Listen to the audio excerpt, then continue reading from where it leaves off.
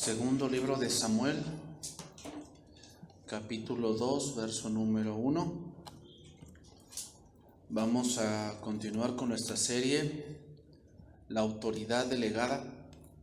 Este es el tema número 23.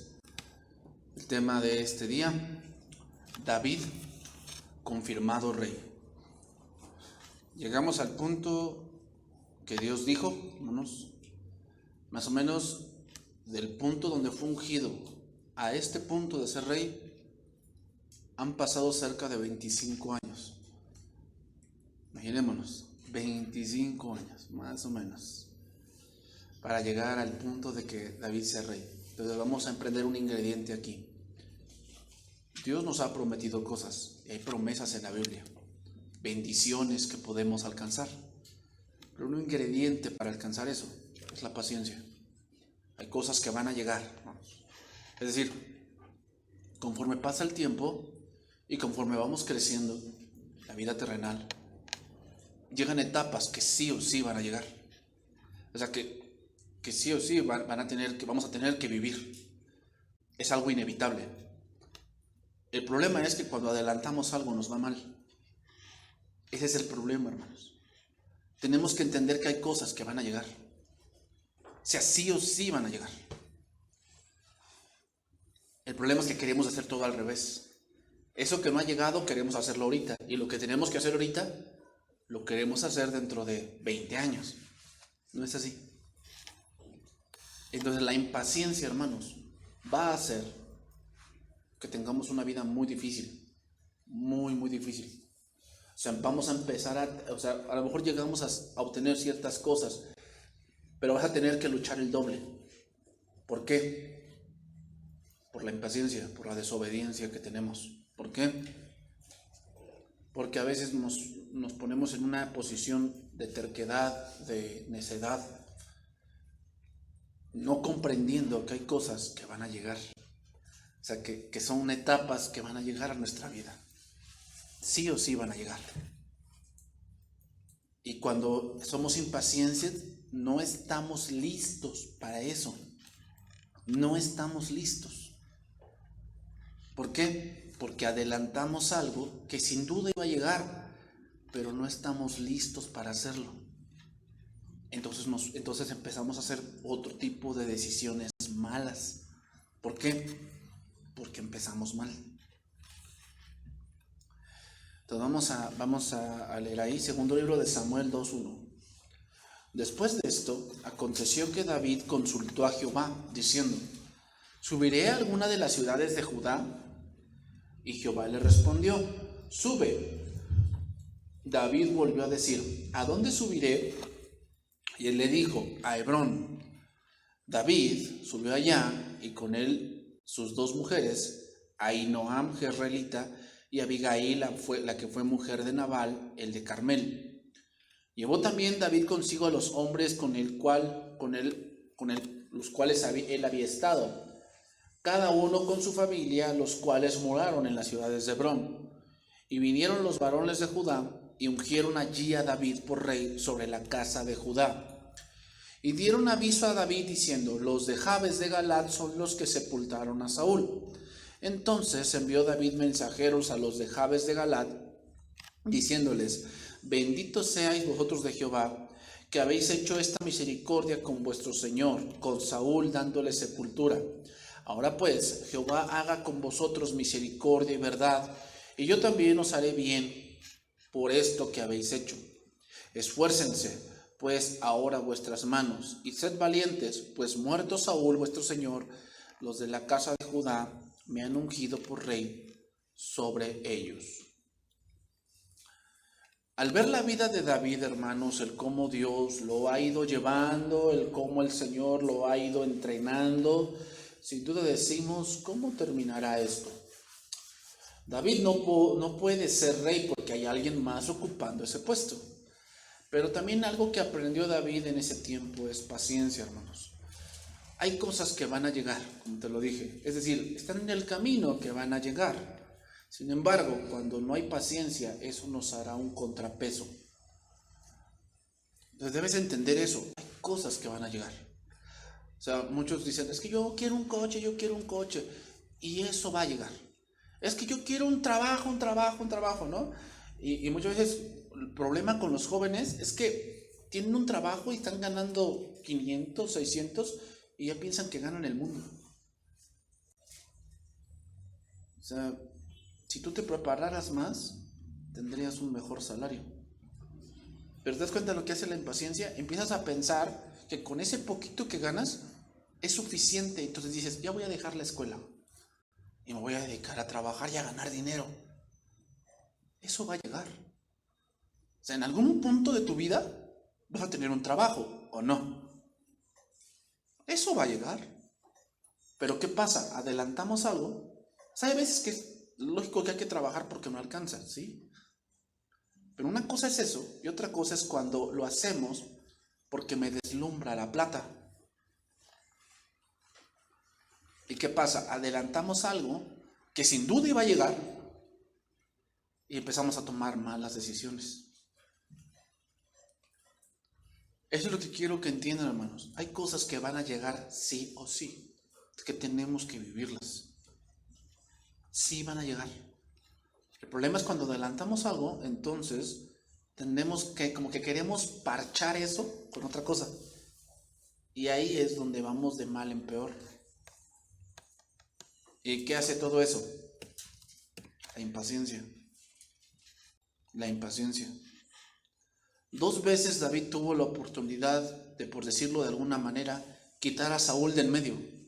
Pero hermanos, al analizar podemos decir, ¿de verdad era Saúl el estorbo que le impedía a David ser rey? ¿Era Saúl el estorbo? Podemos llegar a la conclusión que esto no es así, sino que el enemigo más grande que David tenía era él mismo. Pero entremos en materia, hermanos, ya que vamos a ver cómo Dios pone en claro que era ya el momento que su siervo ascendiera a otro punto.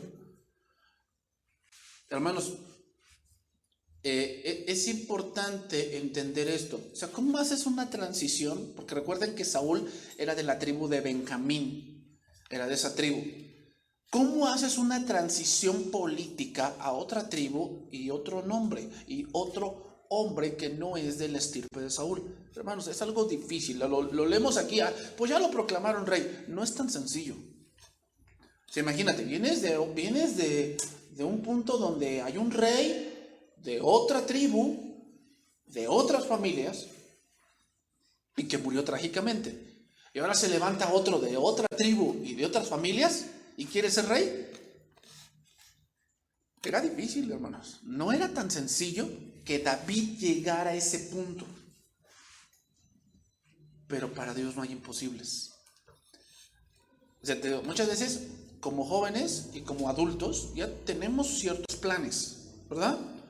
Tal vez de echarle la segunda planta a mi casa o la tercera, tener un coche modesto, viajar tal vez, tener un proyecto de vida, ¿no? O sea, tener un negocio para empezar a producir algo y con lo cual yo pueda vivir. Está bien.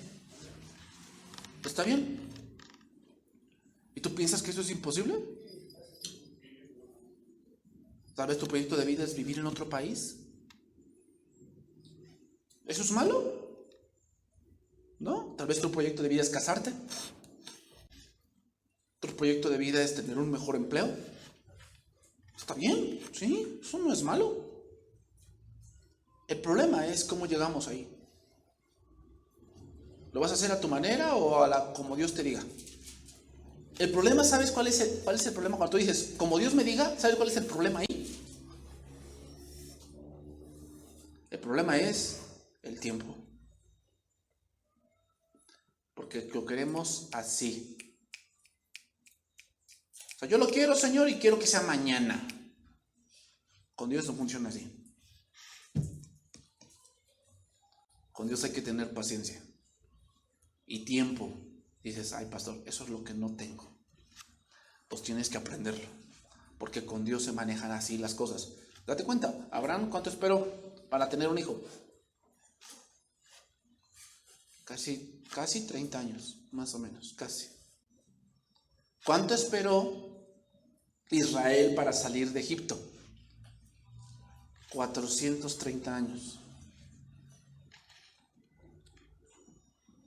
¿Cuánto pasó para entrar a Canaán? 40 años. Date cuenta, tiempo. Y eso es lo que no queremos. No queremos esperar. Yo lo quiero ya. Yo quiero que ya se haga esto, porque si no me voy a volver más viejo, ya no voy a poder. Pero tú piensas que para Dios es imposible. Lo que tú anhelas, que en un punto dado no es malo. ¿Tú piensas que para Dios es imposible? Cuando tú eres impaciente, estás diciendo que sí. Que Dios no lo puede hacer y que tú tienes que hacerlo por ti mismo. Y empezamos a ver tu fracaso. ¿Por qué? Porque no estás listo. Ese es el problema. No estás listo. Te falta entrenamiento. Entonces ves como el joven empieza a hacer del imperio una vil destrucción. Entonces vamos a ver la muerte de Saúl, pero vamos a verlo en el primer libro de Crónicas. Vamos a ir ahí, primer libro de Crónicas, capítulo 10, verso 1. Está más adelante. Primer libro de Crónicas, capítulo 10, verso 1.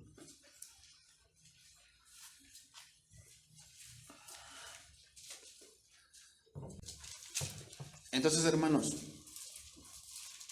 parece como que pierdes el tiempo, ¿no? Pero en realidad, hermanos, Dios conoce nuestros anhelos y Dios es bueno. Y Dios nos va a dar lo que esté en su voluntad en su tiempo. ¿Qué vamos a hacer mientras eso llega? Prepararnos. O sea, si tú, no sé, vamos a ponerlo así, si tu punto o tu plan es vivir en otro país, ¿en qué deberías prepararte? Tal vez en otro idioma. Porque a lo mejor en el país que quieres ir no hablan español. Necesitas prepararte, a lo mejor eso va a llegar un día. Tú dices, es que yo quiero estudiar otra cosa, yo quiero estudiar a lo mejor una maestría, quiero estudiar un doctorado, quiero estudiar una licenciatura, una ingeniería. ¿Qué necesitas para eso? Prepararte. Porque un día eso va a llegar. O sea, un día va a llegar esa oportunidad. Y si no estás listo, ¿qué va a pasar? Pasa. Y ya no la tomaste. Ya se fue. Ese es el problema. Cuando no estamos listos y llega la oportunidad, si no estás listo, se va. Ahora, ¿por qué no estamos listos? Porque en la impaciencia empezamos a buscar otros medios. Por eso te digo, hay cosas, hermanos, que van a llegar, o sea, sí o sí van a llegar. Y eso es lo que no entendemos. Primero de Crónicas 10:1. Los filisteos, dice, pelearon contra Israel y huyeron delante de ellos los israelitas y cayeron heridos en el monte de Gilboa. Y los filisteos siguieron a Saúl y a sus hijos y mataron los filisteos a Jonatán, a Abinadab y al Malquisúa, hijos de Saúl. Y arreció la batalla contra Saúl, le alcanzaron los flecheros y fue herido por los flecheros. Parece que el relato de Saúl y Crónicas es algo repetitivo, pero explicaré así. El relato del libro de Samuel es un relato desde el punto de vista de un profeta. Casi siempre los profetas se enfocan en lo que hicieron, se enfocan en qué acciones hicieron y qué resultados tuvo. Pero en el caso del libro de Crónicas, el relato es desde el punto de vista de los sacerdotes. Y siempre los sacerdotes se fijarán, o los relatos de los sacerdotes se fijarán mucho en el corazón. Siempre vamos a encontrar frases como, e hizo lo recto delante de Jehová, y confió en Jehová de todo su corazón. Eso es en los sacerdotes. En los profetas siempre vamos a encontrar, hizo lo malo, hizo el bien. O sea, los profetas siempre se enfocan en las acciones, lo que son Reyes y Samuel. Lo que es Crónicas siempre se enfoca en la parte espiritual del reino. Por eso parecen dos relatos, pero los relatos tienen enfoques distintos. Y eso nos da a entender algo, hermanos, y es que cuando estemos delante de Cristo, esas dos cosas van a ser juzgadas delante de Dios. Lo que hicimos, obviamente con nuestras acciones, pero también cómo fue tu corazón delante de Dios. Porque por algo dice la Escritura que Él pesa los corazones. ¿Qué quiere decir? Que Él sabe no solamente lo que hiciste, sino por qué lo hiciste. Esas dos cosas van a ser juzgadas de nosotros. Entonces no solamente Dios se fija en lo que haces, sino por qué lo haces. Entonces vamos a estudiar bajo este punto de vista la muerte de Saúl. Dice que la guerra arreció y entonces mataron a los 3 hijos de Saúl. Y dice el versículo 3, traducción viviente: la batalla se intensificó cerca de Saúl y los arqueros filisteos lo alcanzaron. Aquí podemos decir, hermanos, que esta es la muerte de un traidor. Esta es la muerte de un traidor, de Saúl. Era un rey que al principio Dios le delegó una responsabilidad, una autoridad hacia él, sin embargo, él la desechó por hacer su propia voluntad. Entonces aquí aprendemos algo, hermanos: la autoridad delegada de Dios tendrá mucho o poco efecto a medida que tú obedezcas. Dios te da autoridad, pero a medida que tú obedezcas o no, es como esa autoridad tiene efecto. Entonces, no es para hacer lo que quieras, sino para hacer lo que Dios quiere. Para eso sirve la autoridad de Dios. No para hacer lo que tú quieras, sino para hacer lo que Dios quiere. Saúl fue infiel a Dios en no guardar su palabra y consultar a divinos, además de no haber obedecido en la destrucción de Amalek, si te acuerdas de eso, que apartó lo mejor. Entonces, ¿cuál es el fin de un hombre que Dios le delegó algo y fue desobediente? Hay varios puntos. Número 1, ¿cuál es el fin de alguien que Dios le mandó algo y no lo hizo? Te voy a decir cómo termina. Número 1, se queda sin hijos. Se dice, hermanos, que lo peor que le puede ocurrir a una persona es atravesar la muerte de un hijo. Dicen que es lo peor que puede ocurrir. La muerte de los padres ancianos es un evento que, aunque triste y doloroso, es parte de la vida. Te digo, eso va a llegar un día. ¿Estamos conscientes que eso va a llegar un día? Sí, es un día, es un evento que va a llegar. Pero la muerte de un hijo no se espera, porque se espera que se mantenga el nombre de su padre cuando éste no esté. Cuando el padre no esté, se espera que el hijo tome la batuta. Si se muere el hijo, pues un traidor va a morir sin descendencia. Esto es lo que espera un traidor. O le espera a alguien que se le dijo algo y que no obedeció. Número 2, es herido gravemente. Así lo dice el versículo 3, ¿no? Luego los filisteos concentraron sus fuerzas en el ataque a Saúl y sus arqueros lograron herirlo de muerte. Es decir, al estar solo, hermanos, se vuelve un blanco fácil. Un traidor al final estará solo. Al final va a estar solo. Al principio parece que está rodeado de mucha gente que lo quiere y que le dice, no, tú eres mi cuate y toda la cosa, pero al final de sus días estará solo. Es un blanco fácil. Y fue por ello que fue herido. ¿Por qué? Porque los arqueros hacen ver el juicio divino alcanzándolo.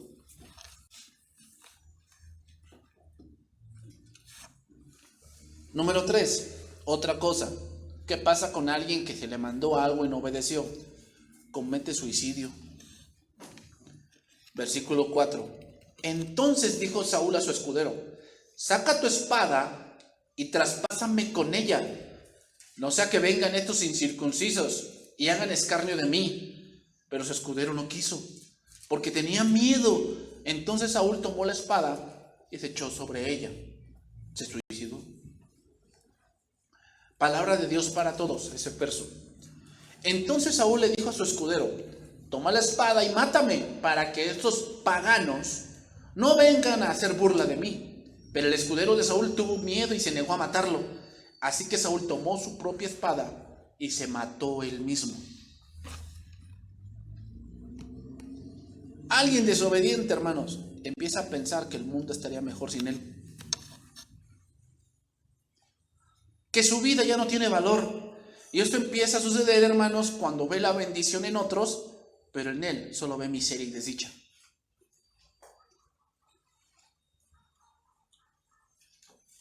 La desobediencia va a llevar, hermanos, a que trunques tu propia vida.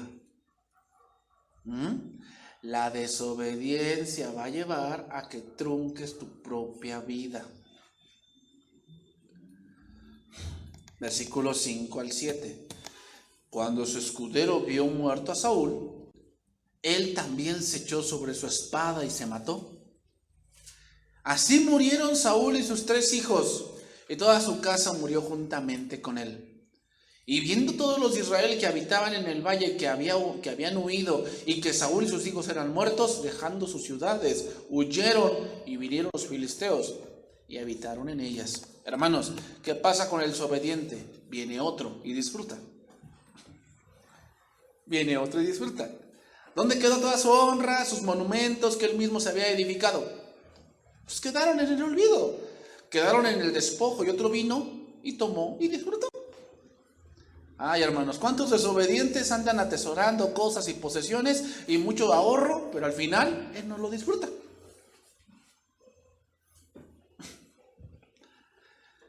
Otra cosa importante, hermanos, que mencionar: el suicidio es para los desobedientes. El suicidio es para los desobedientes. Aunque tú me digas, ay, ese joven se murió, pero era bien bueno. Ya sabes lo que dice el dicho, ¿no? ¿Quieres saber tus virtudes? Muérete. Sí, porque todos en la tele, ay, no, se murió fulano, se murió sutana. Ay, no, era un estudiante modelo. Nunca hacía mal a nadie. Nada más iba por las tortillas y regresaba. Ajá.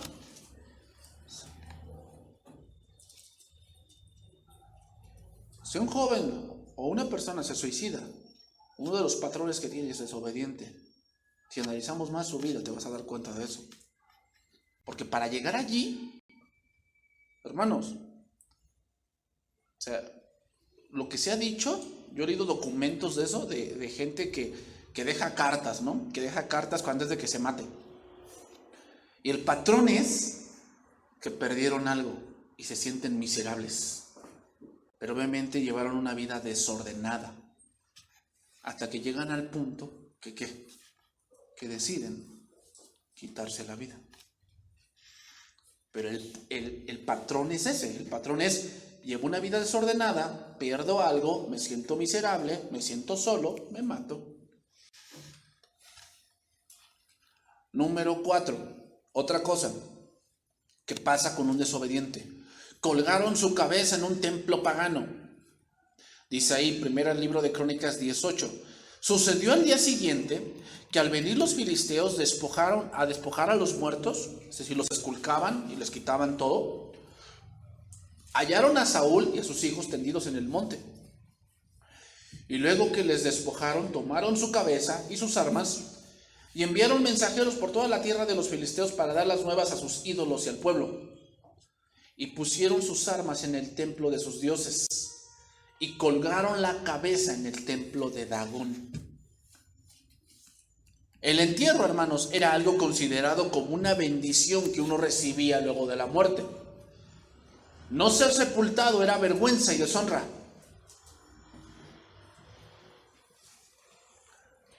Los que recibe un traidor, un desobediente, vergüenza. Solo sirve para vergüenza. Saúl fue avergonzado drásticamente al servir de trofeo de guerra. Su cabeza colgada en una lanza clavada en tierra pagana. Es decir, fue tratado como un animal. ¿Has entrado a las cabañas así? ¿Qué hacen cuando cazaron un oso? Toman su cabeza, así como que enseñando los dientes, y la ponen de trofeo. Eso hicieron con Saúl. Agarraron su cabeza y la pusieron como trofeo en la pared de Dagón. Eso precisamente hicieron con Saúl. Otra cosa, hermanos, ¿a quién servía Saúl? ¿A Dios o a Satanás? ¿Tú sabes a quién? A Satanás. Es obvio que por sus obras y por su proceder a Satanás. Dense cuenta, hermanos, cómo paga Satanás. Paga con la vergüenza, con la traición y con la muerte. Date cuenta cómo paga Satanás. Para todos que dicen, no, pues yo le quiero servir al chamuco. Y pues ya, me estoy gozando la vida loca. ¿Sabes cómo te va a pagar Satanás al final? Porque Satanás es el mayor traidor. Y es el mayor mentiroso. Y Satanás es el mayor que te da la espalda. Ese es Satanás. Al principio te dice, no, pues somos cuates. Tú haces lo que yo te dejo hacer lo que tú quieras.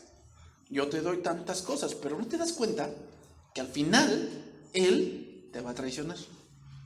Satanás es así. Eso fue lo que le pasó a Saúl. Saúl mató sacerdotes de Dios. ¿Quién crees que le aconsejó en el oído? ¿Quién crees que le metió esa idea? Satanás. Satanás se la metió. O sea, tú eres el rey, te están faltando el respeto.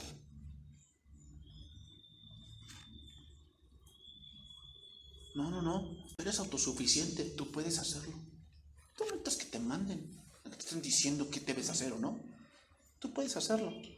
Obedeces esa voz, sirves al diablo, ok. Pero al final, el diablo te va a traicionar. Y solamente vas a sentir vergüenza, traición y muerte. Eso es así como pagas al diablo. Y así le pagó a Saúl. Es un desobediente, hermanos.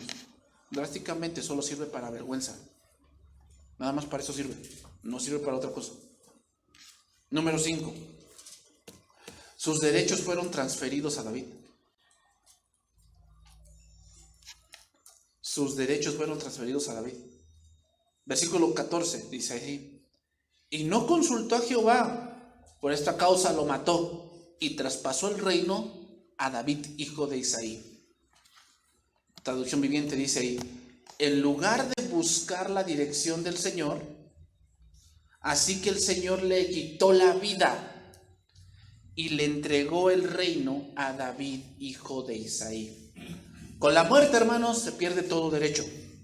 No solo a lo material con sus posesiones o su ropaje, pierde el reino.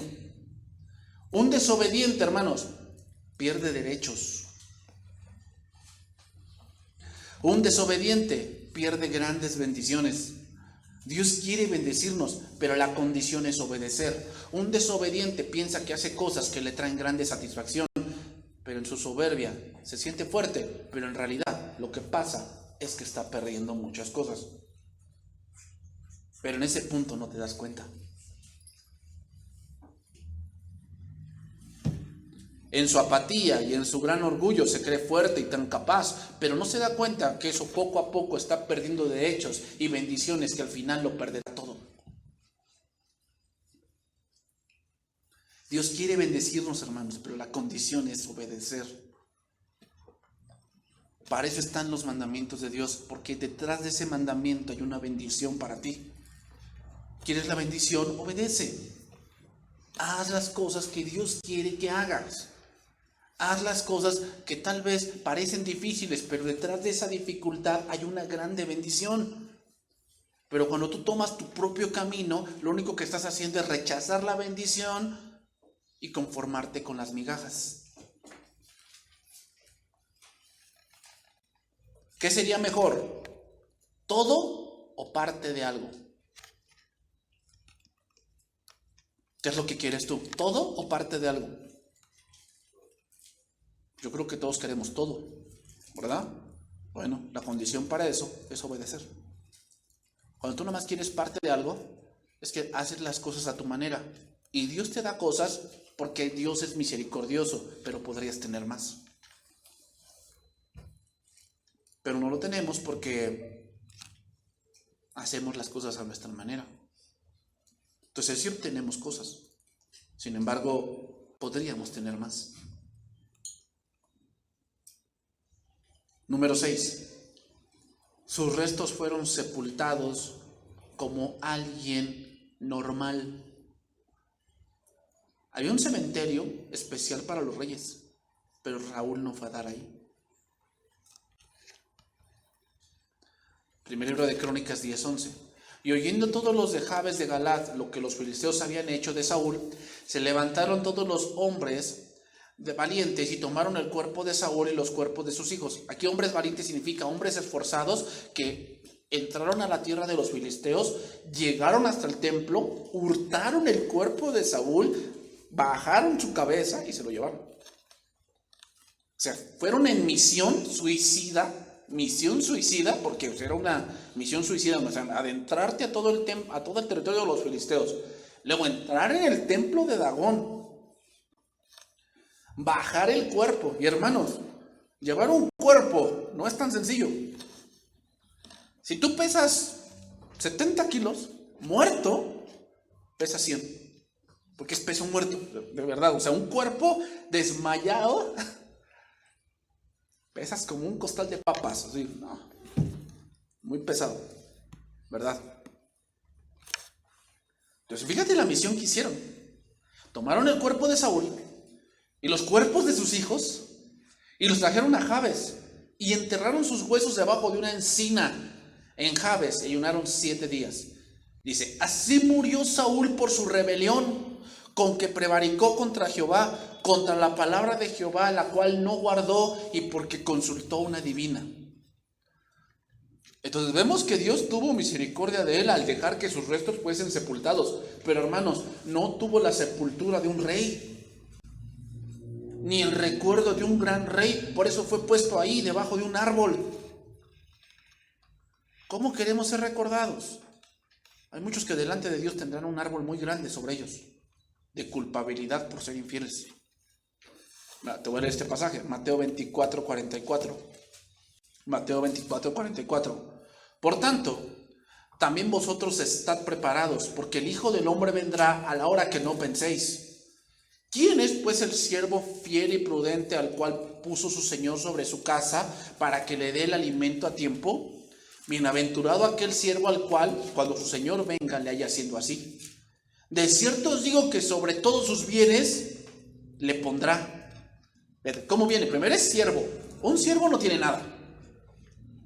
Pero si lo haya siendo fiel, ¿sobre qué le va a poner? Sobre todos sus bienes. Luego dice, pero si aquel siervo malo dijera en su corazón, mi Señor tarda en venir, que eso fue lo que pensó Saúl, ¿no? No, Dios me mandó a hacer esto, pero yo voy a hacer esto porque, no, pues yo siento que Dios exagera. Bueno, y dice, y comenzar a golpear a sus consiervos,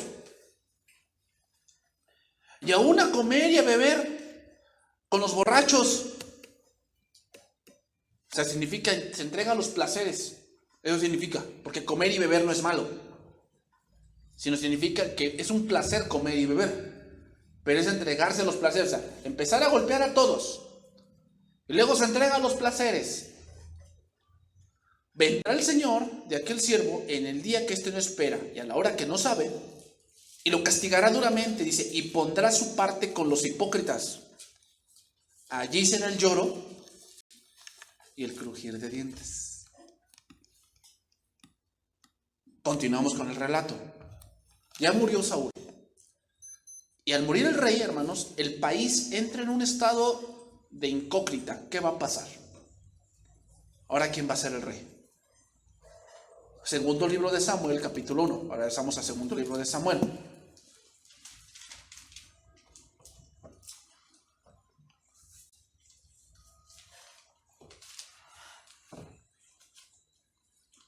Dice, aconteció después de la muerte de Saúl, que vuelto David de la derrota de los amalecitas, estuvo 2 días en Siclac. Al tercer día, sucedió que vino uno del campamento de Saúl, roto sus vestidos y tierra sobre su cabeza, que venía de luto. Y llegando a David, se postró en tierra e hizo reverencia. Y le preguntó David, ¿de dónde vienes? Y él respondió, me he escapado del campamento de Israel. David le dijo, ¿qué ha acontecido? Te ruego que me lo digas. Y él respondió, el pueblo huyó de la batalla, y también muchos del pueblo cayeron y son muertos. Y también Saúl y Jonatán su hijo murieron. Dijo David a aquel joven que le daba las nuevas, ¿cómo sabes que han muerto Saúl y Jonatán su hijo?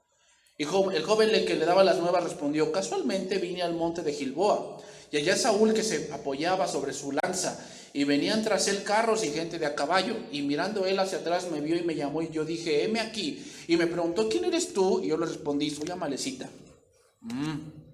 Amalecita. ¿Casualidad? Precisamente es el pueblo que Dios le mandó matar, y él no lo hizo, porque no se le pegó la gana. ¿Qué habrá pasado por la mente de Saúl en ese momento? Creo que Dios le hizo recordar el por qué se encontraba en esa posición.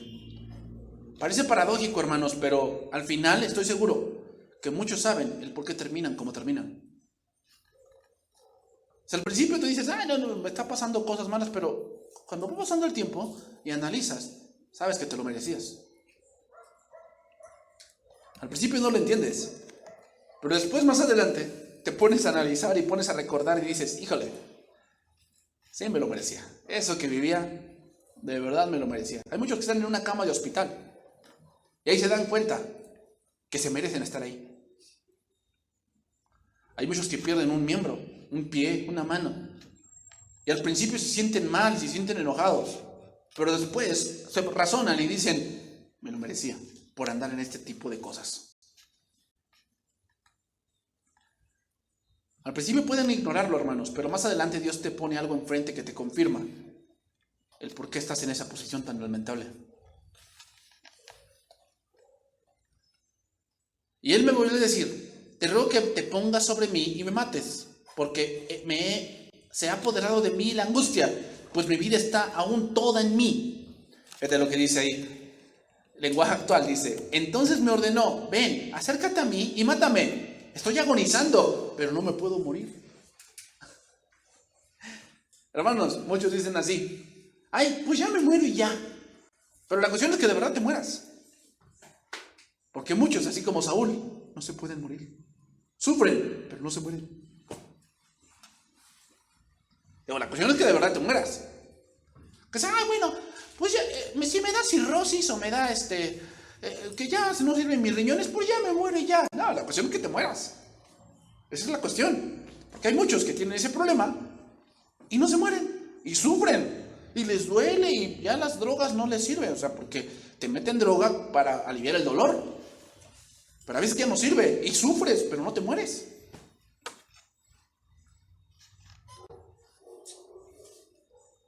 Ahora, voy a hacer una pregunta aquí. ¿Qué versión es verdad? ¿No dice primero Crónicas que se echó sobre su espada y se murió? Y aquí dice Amalecita que él lo mató. ¿Cuál versión es verdad? La respuesta más obvia es la de Crónicas. Saúl ya estaba muerto. Entonces, ¿por qué narra esto el Amalecita? Porque quería congraciarse con David. ¿Por qué? El Amalecita sabía que el próximo en ser rey era David. Lo sabía. Entonces, ¿qué hago? Le hago un favor. Entonces, ¿cómo me presento ante él? Que yo le hice un favor. ¿Cuál? Le maté a su enemigo. Todos pensaban que Saúl era el enemigo de David. ¿Eso era verdad? No. Ay, sí, Amalecita, me hiciste un favor. No. Sigue diciendo: yo entonces, versículo 10, me puse sobre él y le maté, porque sabía que no podía vivir después de su caída. Y tomé la corona que tenía en su cabeza y la argolla que traía en su brazo y las he traído acá a mi señor. O sea, fíjate, lo que sí hizo fue bajar, porque obviamente, ¿por qué bajó? A esculcar los cuerpos. O sea, básicamente, parafraseando es esto: vio la guerra, se terminó la guerra, este hombre Amalecita bajó a buscar tesoros, porque eso se hace después que hay cuerpos muertos, se les revisa a ver qué es. Y casualmente se encontró con Saúl. ¿Y qué hizo con Saúl? Le quitó la corona y le quitó las argollas de sus manos. No lo mató, simplemente le robó o le quitó. Y entonces se enteró dónde estaba David, dijo: voy con David, le doy esto y le digo que yo le hice un favor.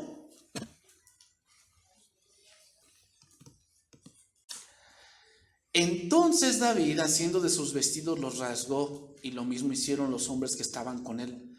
Y lloraron y lamentaron y ayunaron hasta la noche por Saúl y por Jonatán su hijo, por el pueblo de Jehová y por la casa de Israel, porque habían caído a filo de espada. Y David dijo luego a aquel joven que le había traído las nuevas: ¿de dónde eres tú? Y él respondió: yo soy hijo de un extranjero amalecita. Y le dijo David: ¿cómo no tuviste temor de extender tu mano para matar al ungido de Jehová? Eso fue sorpresivo. Yo siento que la maldita pensaba que le iba a dar las gracias y me va a dar dinero, o me va a poner me va a dar una tierra o algo, ¿no? Él nunca se imaginó esta respuesta de David. ¿Por qué David era el más adecuado para ser rey, hermanos?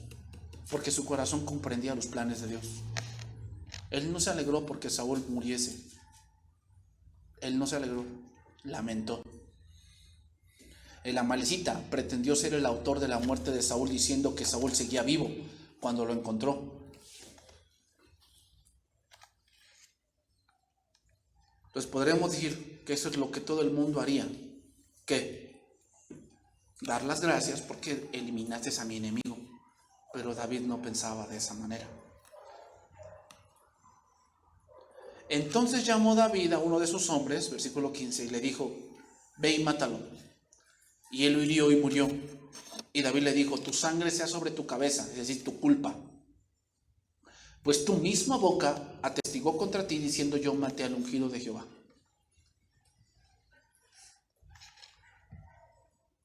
Hermanos, quiero que entiendas.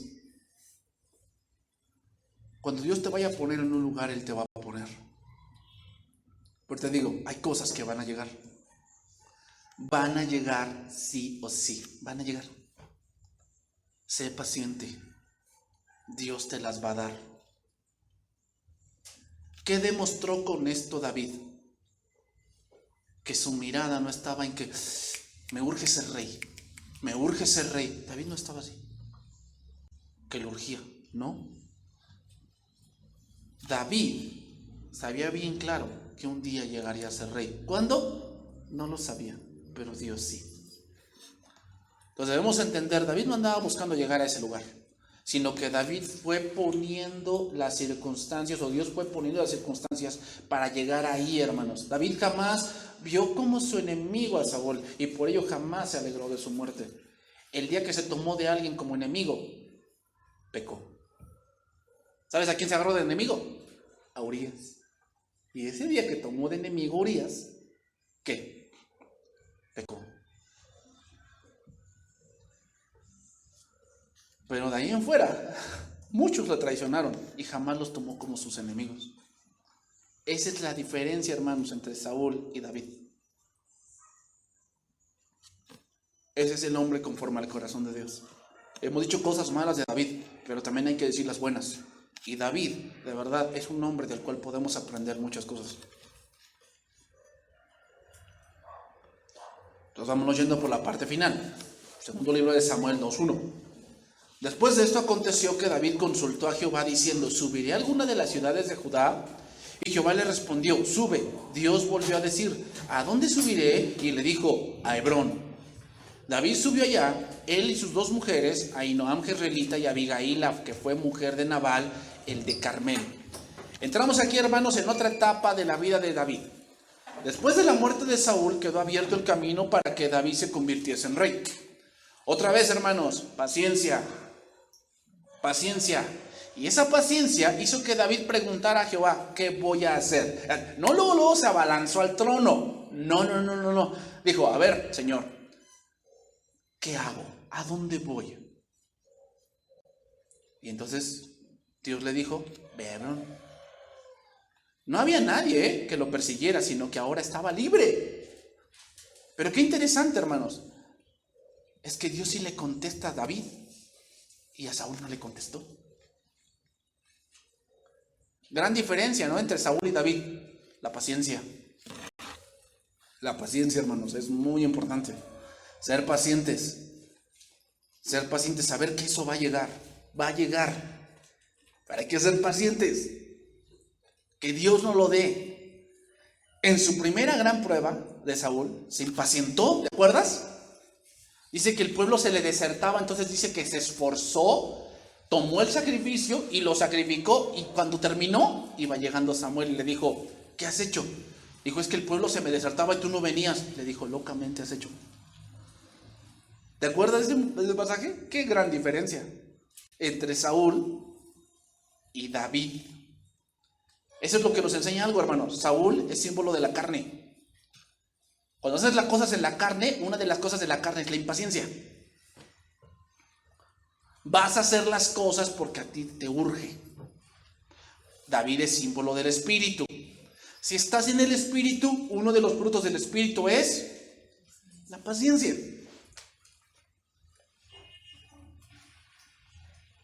¿Quieres llegar al trono o no? Claro, si quieres que sí, un ingrediente que debes tener es paciencia. Otra cosa que podemos ver aquí, hermanos. Saúl, ¿a quién tenía para consultar a Dios? A Samuel. Pero aquí David ya no lo tenía, ya Samuel había muerto. Pero se le quedó muy grabado que tenía que consultar a Dios. Entonces fue y habitó allí. Dios indicó que subiera a la ciudad de Hebrón. Esa era la ciudad de mayor altitud en Palestina y se encontraba a 30 kilómetros al suroeste de Jerusalén. Ahí Jerusalén todavía no era la capital era Silo. Hebrón tenía una buena importancia religiosa, hermanos. Allí había construido Abraham un santuario y allí se encontraban los descendientes de Caleb. Era una ciudad muy estratégica.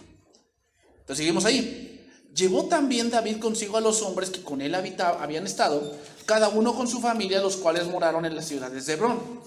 Vinieron los varones de Judá y ungieron allí a David por rey sobre la casa de Judá y dieron aviso a David diciendo, los de Jabes de Galaad son los que sepultaron a Saúl. Bueno, a ver. ¿Buscó David ser rey? No. Dios impulsó a la gente a que vinieran a él. ¿Quién puso a David? ¿Los hombres? ¿Qué sucedió con Saúl? Dice que le dijeron a Samuel, tú has envejecido y tus hijos no andan en tus caminos, ponnos rey. Saúl es el ejemplo de un rey puesto por hombres.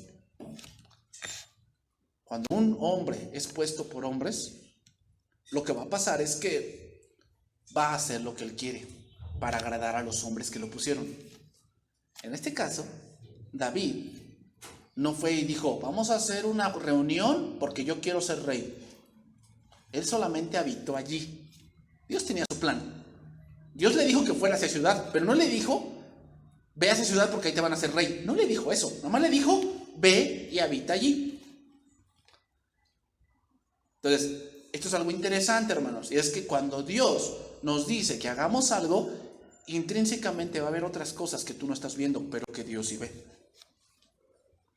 Que tienen que suceder para que se den otras cosas.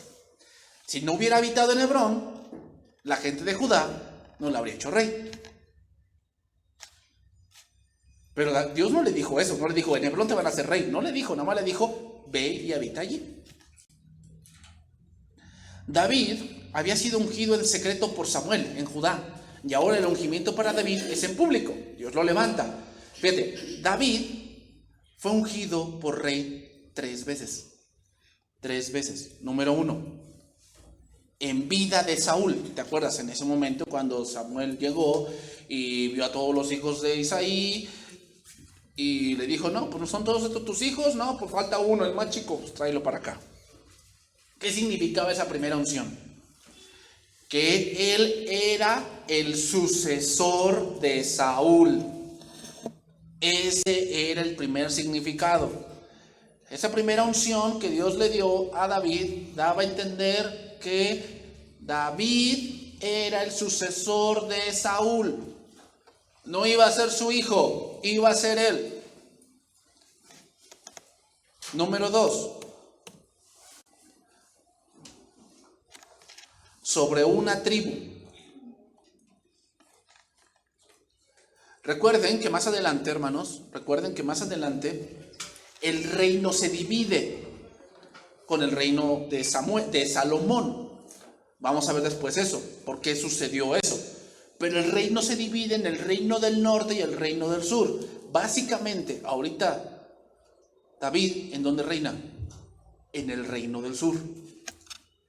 Y saben que hoy en la actualidad ese es el único reino que permanece, el reino del sur, que son los judíos, porque vienen de Judá. Entonces, básicamente, ahorita David está reinando sobre el reino del sur, que es Judá. Y es interesante, pero cuando Cristo venga en su segunda venida, donde primero va a reinar es en el reino del sur,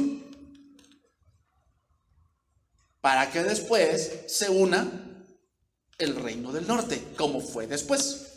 Más adelante lo vamos a ver, pero el punto 3, la tercera unción, es que vienen ahora después las otras 10 tribus o las 11 tribus y lo hacen rey sobre todo Israel, y entonces todo Israel es uno solo.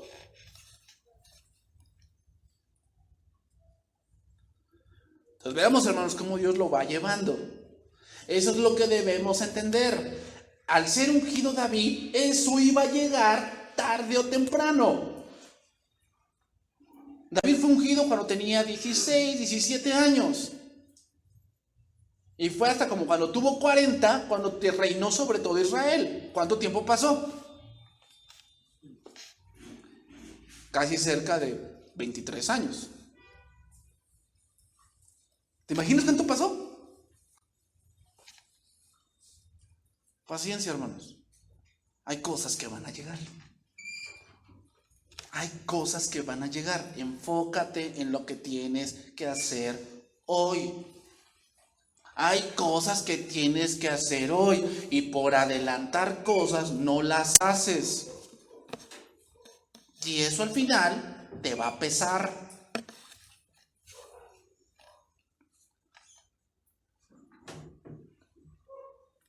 Esa paciencia de David dio fruto y Dios lo puso en el trono. Segundo libro de Samuel, capítulo 2, verso 5. Entonces envió David mensajeros a los de Jabes de Galaad, diciéndoles: benditos seáis vosotros de Jehová, que habéis hecho esta misericordia con vuestro rey, con Saúl, dándole sepultura. Ahora pues, Jehová haga con vosotros misericordia y verdad, y yo también os haré bien por todo esto que habéis hecho. Esfuércense pues ahora vuestras manos, y sed valiente, pues muerto Saúl vuestro señor, los de la casa de Judá me han ungido por rey sobre ellos. Veamos, hermanos, cómo se obtiene honra. Y es que David da honra a su predecesor, da honra a la memoria de Saúl, y demuestra que él no está allí porque él quiera la corona. No. Él está ahí porque Dios lo ha puesto.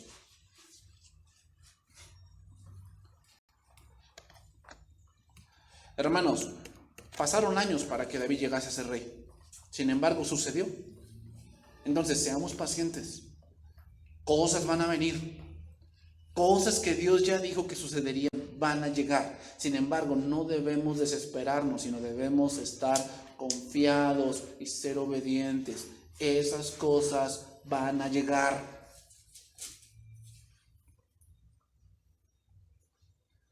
Entonces la pregunta que es: ¿cómo quieres llevar tu vida?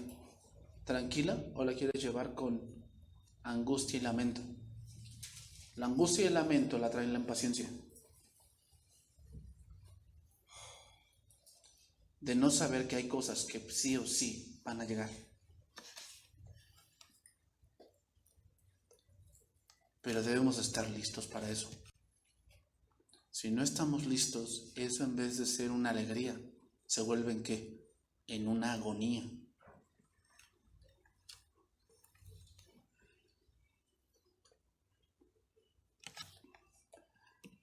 Salmo capítulo 27, versículo 1, y con eso vamos a terminar.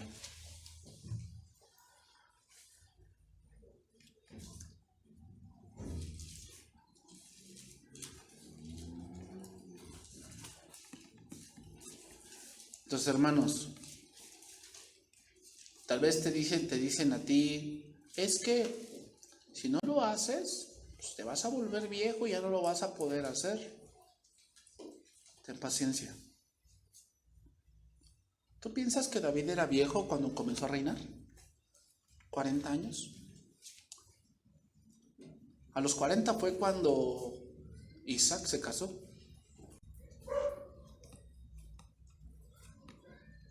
$40 es el número en la Biblia de la prueba. 40 años en el desierto. 40 días y 40 noches Jesús ayunó.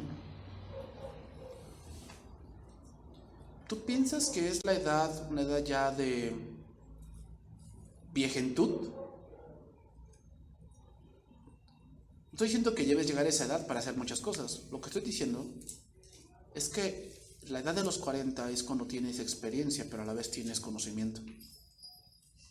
El problema con la juventud es que tenemos fuerza, pero no tenemos sabiduría. Entonces, al no tener sabiduría, pues no tomamos buenas decisiones, porque estamos a ciegas. Nos falta ver más panorama de lo que una persona ya mayor conoce. Entonces, lo que nos está diciendo el Señor es que al llegar David a los 40 años a reinar, estaba en un pleno uso de facultades. Es decir, David ya tenía mucha preparación como guerrero, como alguien que era extranjero, pero a la vez como alguien que no se le subió a la cabeza el ser rey. David seguía siendo el mismo. Cuando llegó a ser rey, él seguía siendo el mismo hombre que un día conocieron detrás de los borregos. Él seguía siendo el mismo, pero tenía conocimiento. Era un gran guerrero, pero también era un gran hombre. ¿Por qué llegó a ese punto?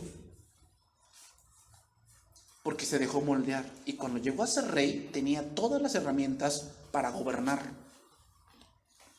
El problema de la impaciencia es que cuando llegas allí es que no tienes las suficientes herramientas, entonces tratas de improvisar, y generalmente la improvisación trae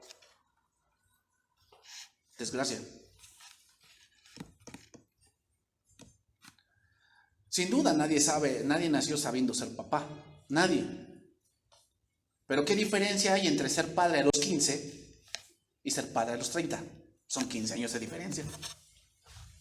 Yo no estoy diciendo que los 30 sea el momento ideal, pero sin duda no es lo mismo ser padre a los 15 que ser padre a los 30. No es lo mismo. A los 30 ya tienes más conocimiento, tal vez ya tienes un trabajo. A los 15, ¿qué tienes?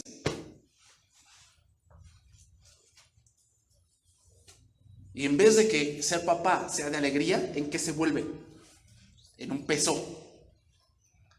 Y tú dices, híjole, no imaginé que esto era así. ¿No lo imaginabas? Tu impaciencia te hizo que no lo imaginaras. ¿Te das cuenta? Cosas que deberían ser de bien para ti, la impaciencia hace que sean de mal para ti. Hay cosas que van a llegar, hermanos. Grábatelo bien. Hay cosas que van a llegar tarde o temprano. ¿Quieres disfrutarlas? Paciencia. Van a llegar. Y cuando lleguen, te vas a decir, Señor, gracias, porque estoy listo para esto. Pero cuando te impacientas, ¿qué vas a decir?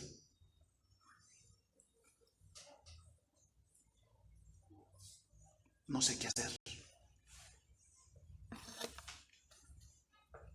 Y entonces empiezas a ver tu caída. Cuando un joven se aleja de Dios por cosas así, lo único que me está diciendo es que fue impaciente y que trata de solucionarlo en sus fuerzas, pero lo único que está haciendo es empeorar las cosas.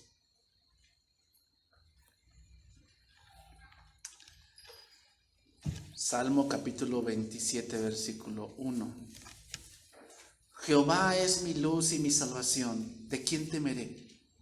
Jehová es la fortaleza de mi vida, ¿de quién he de atemorizarme?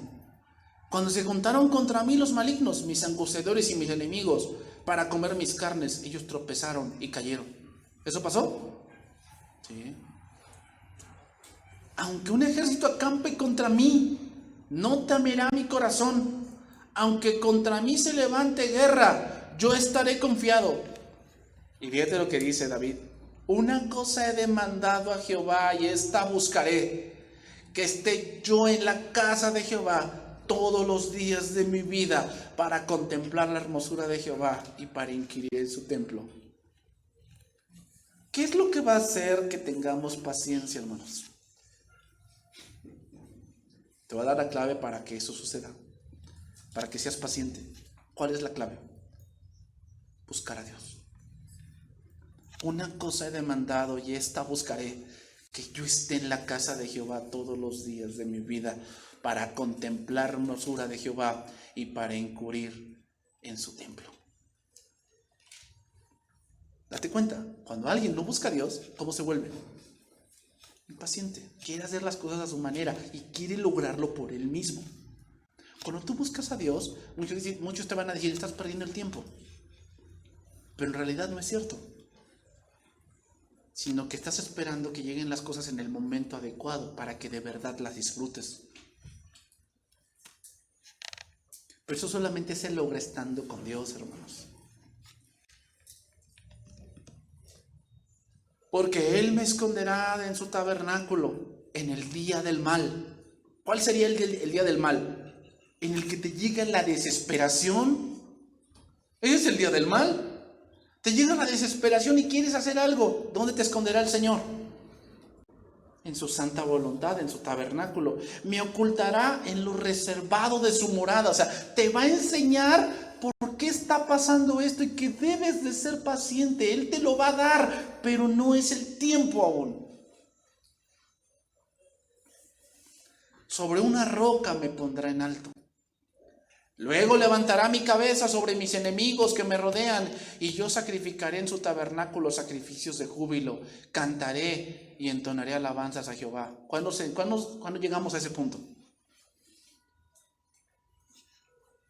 Cuando disfrutamos las cosas.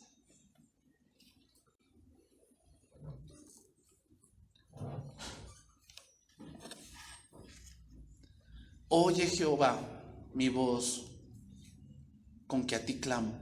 Ten misericordia de mí y respóndeme. Dice, mi corazón ha dicho de ti, buscad mi rostro. Tu rostro buscaré, oh Jehová. ¿Qué es buscar el rostro de Dios?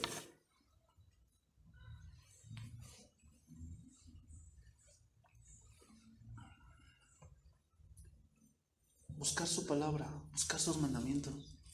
Así lo dice Deuteronomio. Tú vas a entrar a una tierra que tú no conociste y tendrás casas que tú no edificaste y comerás de viñas que tú no plantaste y sacarás agua de cisternas que tú no cavaste. Pero no suceda que te olvides de mí, que vuelvas las espaldas y digas, ¿quién es Jehová? No te olvides de mí, que yo fui el que te adentró a esta tierra y te dio la tierra de tus enemigos. No te olvides de mí. Ese es el punto, hermanos. La impaciencia hace que te olvides de Dios y piensas que lo debes hacer tú. Pero cuando eres paciente, ¿qué buscas? No buscas las cosas, esas van a venir. Buscas a Dios. Esa es la gran diferencia, hermanos, entre alguien que disfruta las cosas y alguien que tiene cosas para peso de él.